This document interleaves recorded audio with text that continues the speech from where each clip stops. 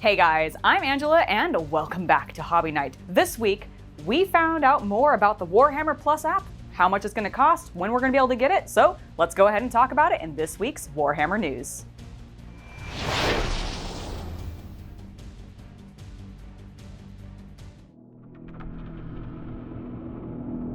In blood I am born, in battle do I live, in light do I rise. Knowledge corrupts. It is a dangerous thing. First, and most importantly, we learned the price. In the US, it's going to be $5.99 a month for a monthly subscription, or if you want to pay for a full year, it'll be $59.99. And honestly, this is really seeming like a very good deal. There's a lot of stuff that you're gonna get with this app, and I kinda wanna break it down. So let's go ahead, talk about all the various things we're gonna be getting, and the very special item that is going to be included with a year-long subscription. Let's start by talking about the animations, because it's the thing that we actually know the most about. GW has been previewing the animations for like half a year, maybe a year now. I can't tell because COVID has been weird for my timeline, but they've been talking about them a lot. We got to see a bunch of new stuff during the Warhammer Fest, and now we know which two are going to launch with the app on August 25th, and that is going to be Hammer and Bolter, as well as Angels of Death. And I'm really excited for both of these. The Angels of Death animation, like, I've talked about it a lot, but I love the color palette choices that they use. They're doing a limited color palette, which I absolutely love in animation because that can create some really stunning, just like visual design and everything. Plus, they have this really great focus on that female character whose name I've completely blanked on right now. But like, she had some like great voice acting in the preview that they did for Warhammer Plus in total. And it got me so pumped for it because I really like her.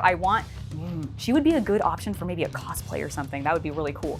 But like, so I'm really excited for that. But then with Hammer and Bolter, I'm also really hyped for this because I think it's going to be very in line with what Japan did with the Animatrix, and I loved that. I love collections of short format stories, like short stories essentially, but done as animation, and there's going to be a huge variety, it seems like, of different styles of animation we're going to get on the app, both in Hammer and Bolter itself, as well as like just with the other animations that are coming, because there's a ton of them that are coming down the line. We've had a big long list earlier and everything, and it shows them all.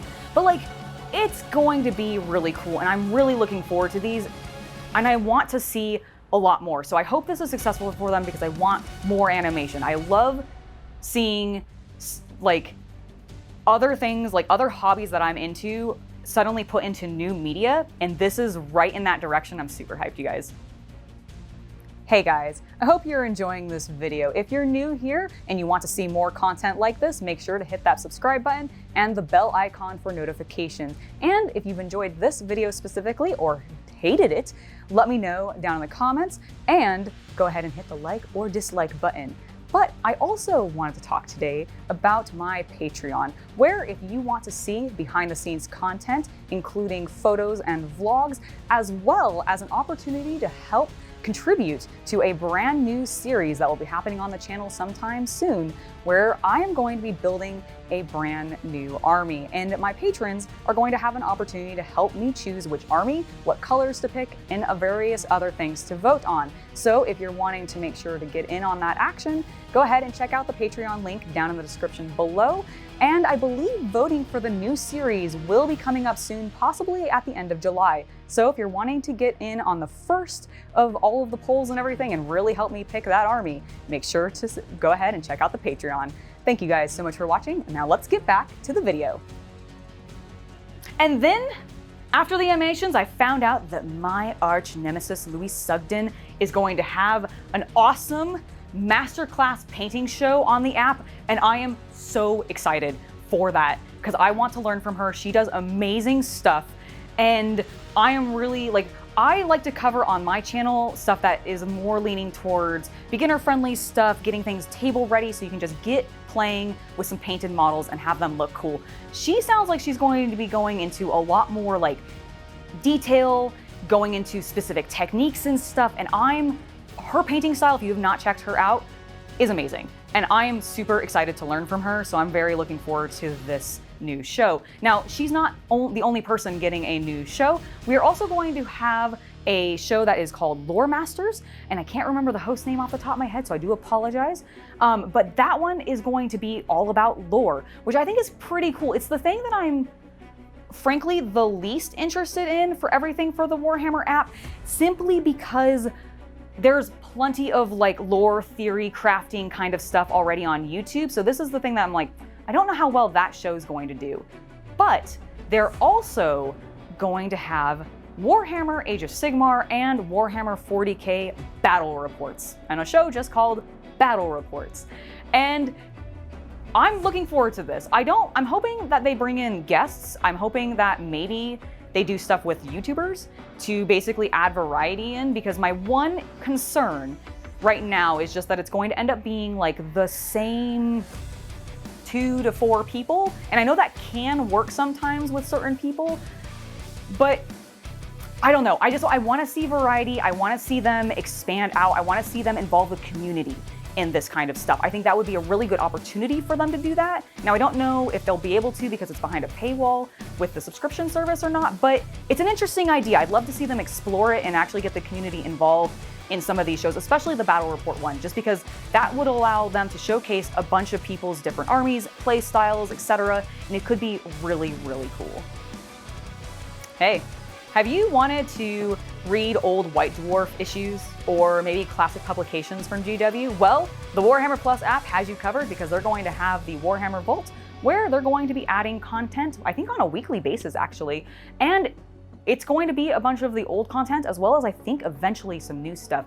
And I'm looking forward to this. I want to be able to have easier access to being able to read the books. I would love to go back and look through all of the classic White Dwarfs. And honestly, this would be really cool. I have no idea if they're actually putting it on there or not, but in line with the classic White Dwarfs being up there, wouldn't it be rad if they put up PDFs of like the old product books that you would sell, that they would give to stores and everything? The catalogs, that was the word I was looking for. The old product catalogs. If that ended up on there as well, that would be amazing. Because I think looking through those kinds of books, like looking through the history of GW, how they've changed, how the models have progressed, what the prices used to be like, all of that kind of stuff is really fascinating. So if they gave us access to that, that would be amazing. But regardless, we're getting access to the old White Dwarfs. And I have a number of old issues of White Dwarf, and I'm collecting obviously the current ones, but I want to look through a lot more of them. There's some great like inspiration in those for some like designs and color palettes and bases and like kit bashing and all sorts of stuff. I can find the White Dwarf that talks about kit bashing the deodorant, and then we can point at it and go, hey GW, what are you doing with that that rule and everything?